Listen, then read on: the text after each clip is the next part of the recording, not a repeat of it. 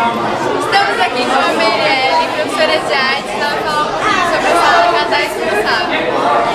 Então, eu estou responsável pelo 8º A e pelo 8º B. O nosso tema é evolução do esporte, então tem várias áreas. Tem basquete, vôlei, snowboard, tem futebol, futsal. Então são vários temas que está abordando na feira.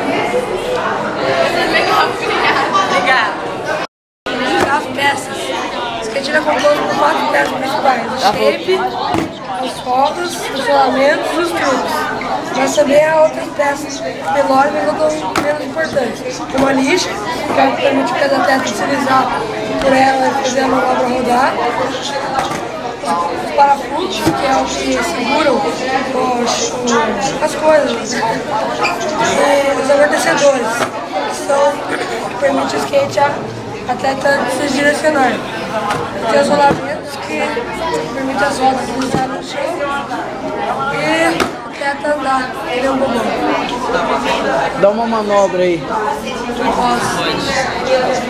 Então, a história do skate. Em 1960 e na década de 60, os surfistas californianos eles queriam se divertir fora dos mares, na época de seca e de maré baixa.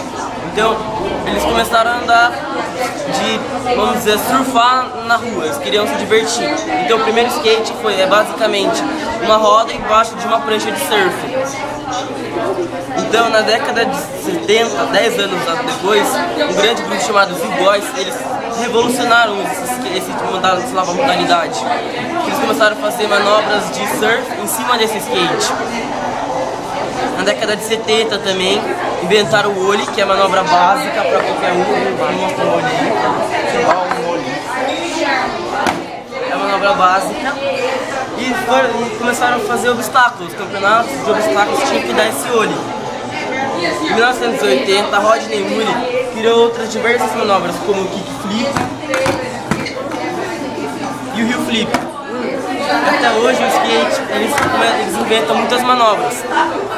Na década de 90, Bob Burkett ele começou uma nova modalidade, o street skate vertical, que é descer o vertical com a base invertida. E até hoje existe essa modalidade, existe diversas competições e vale muito dinheiro tudo isso.